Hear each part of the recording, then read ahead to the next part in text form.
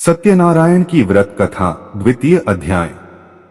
ऋषि मुनियों को नारद और भगवान विष्णु की कहानी सुनाने के बाद श्री सूत जी ने कहा, हे मुनिगण, जिस व्यक्ति ने सबसे पहले इस व्रत को किया था, मैं उसके बारे में भी आप लोगों को बताता हूँ, ध्यान से सुने। एक समय की बात है, सुंदर काशीपुरी नामक नगरी में एक बेहद गरीब ब्राह्मण रहता था। भूखे प्यासे वह ब्राह्मण भोजन की इच्छा लिए धरती पर भ्रमण कर रहा था। यह देख एक दिन सत्यनारायण भगवान खुद बूढ़े ब्राह्मण के रूप में धरती पर आए और उन्होंने उस गरीब ब्राह्मण के पास जाकर पूछा, आप रोजाना इतना उदास मन लेकर इस धरती पर क्यों घूमते रहते हैं? ब्राह्मण ने जवाब में कहा, मैं एक गरीब ब्राह्मण हूँ और भिक्षा की तलाश में धरती पर भ्रमण करने को मजबूर हूँ। अगर आपके पास ऐसा कोई उपाय है जिसका पालन कर मैं अपनी गरीबी दूर कर सकूं, तो मुझे बताइए। इस पर बूढ़े ब्राह्मण ने कहा, तुम भगवान सत्यनारायण की आराधना करो, वह सभी के मन की मुराद को पूरी करते हैं। उनकी पूजा करने वाला हर शख्स दुख और कष्ट से दूर हो जाता है।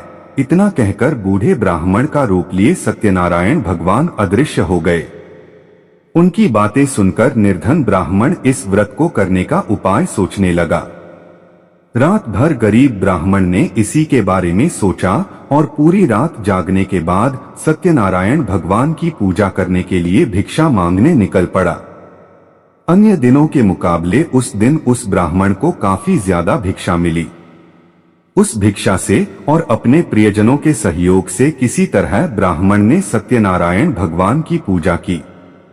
पूजा के बाद उस गरीब ब्राह्मण के सभी दुख दूर हो गए।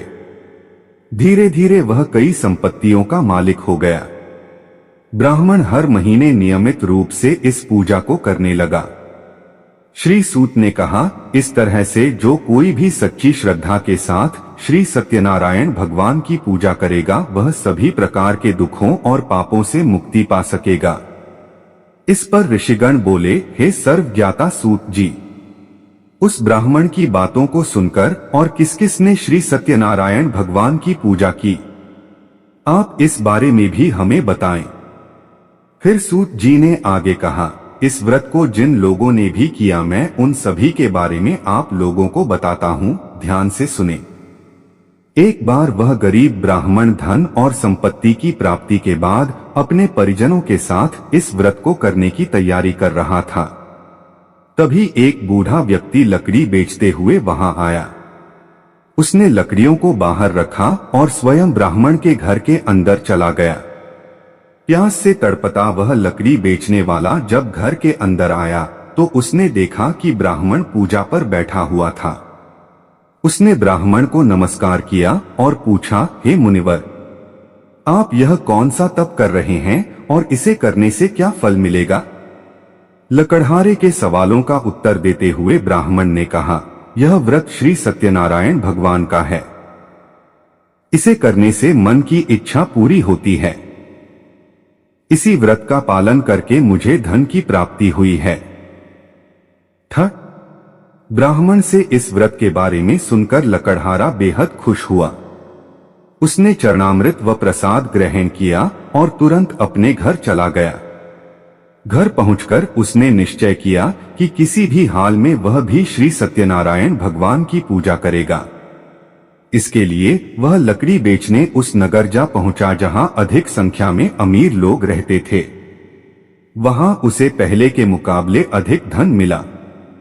इसके बाद उस लकड़हारे ने कमाए हुए धन से गेहूं का आटा, केला, घी, शक्कर, दूध सहित सत्यनारायण व्रत में लगने वाली सभी सामग्रियों को खरीदा।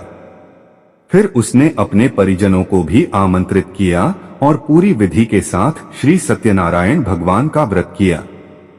इस पूजा को करने के बाद उस लकड़हारे को भी धन और संपत्ति की प्राप्ति हुई और आखिर में उसे बैकुंठ धाम की प्राप्ति हुई।